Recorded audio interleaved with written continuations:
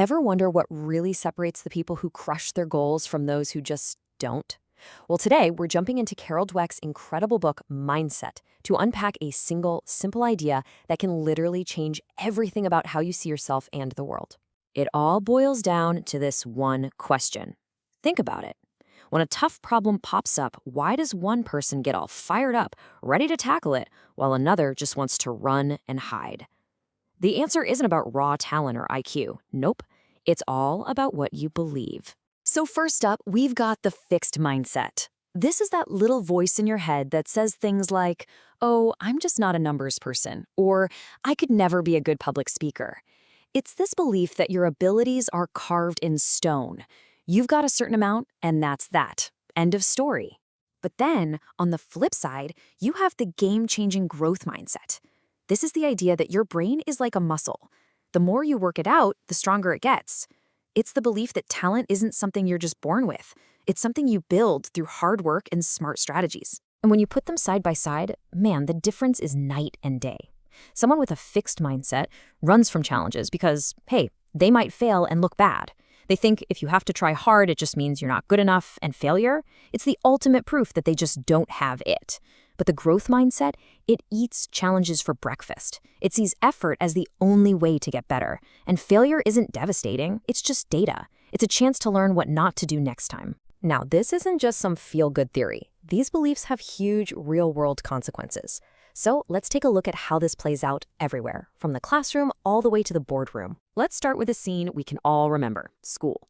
Picture this. Two students, both bright, both capable, and they both just bombed a math test. What happens next is completely dictated by their mindset. And right here, you see the two paths diverge. The fixed mindset student takes it personally. The bad grade means, I am a failure. But the growth mindset student sees it differently. The problem isn't them, it was their strategy. And you can always change your strategy. One of them gives up, the other one gets busy. All right, let's shift gears to the world of sports. This is a place where we love to talk about natural talent, right?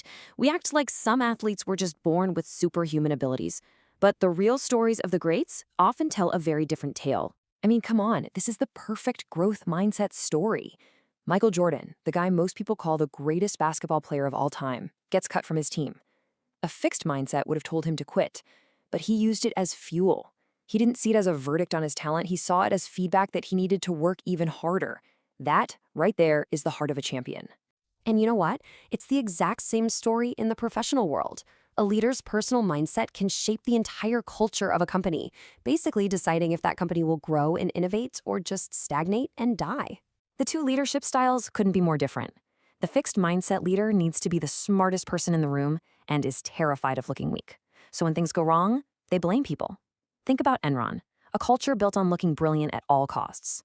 But a growth mindset leader, they welcome feedback, they see failure as a learning opportunity, they create a culture where people feel safe to try new things, to fail, and to grow.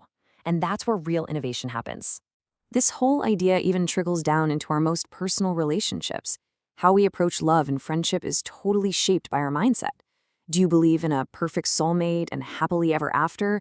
Or do you believe that a good relationship is something you have to work at, together? And it really all comes down to conflict. In a fixed mindset, if you fight, it's a terrible sign. It means you're not compatible. It's easy to start pointing fingers. But in a growth mindset, a strong relationship isn't a magical state. It's something you build. A disagreement isn't a catastrophe. It's a chance to understand each other on a deeper level and actually make the bond stronger. Okay, so you get it. You see the difference. You see the impact. Now for the most important part. Can you actually change your mindset? If you're hearing that fixed mindset voice in your head, are you stuck with it? The answer is a huge, resounding no. And it's actually way simpler than you'd think. Shifting from a fixed to a growth mindset doesn't require some massive personality overhaul. In fact, it can all start with adding just one tiny 3-letter word to your thoughts. And there it is. The magic word is yet. Think about how this flips the script. I'm not good at this is a dead end. It's a statement of fact. But I'm not good at this yet. Well, that's a whole different story. That's a promise. It opens a door to possibility and progress. So here's your game plan. Step 1, just start noticing that fixed mindset voice. Just hear it when it pops up. Step 2, talk back to it. Reframe the thought by adding yet. Step 3, And this is crucial. You have to actually do something different. Try a new study method, ask for help, and finally, step 4, praise yourself for the effort, not just the result. Celebrate the process of learning and getting better. And trust me, this works. Just look at a real-world example like Tunde. For years, his fixed mindset told him, I'm not a natural leader, so he didn't even try. But the moment he had that turning point and reframed it to, I'm not a leader yet, everything changed. He started putting himself out there, asking for feedback, and boom, he became the very thing he thought he could never be. It's proof that this simple shift can create massive change. So as we wrap this up, I want you to think about this for a second. What's that one thing you've always told yourself you just can't do? That skill you've avoided, that goal that seems impossible? What would happen if you just tack the word yet onto the end of that belief?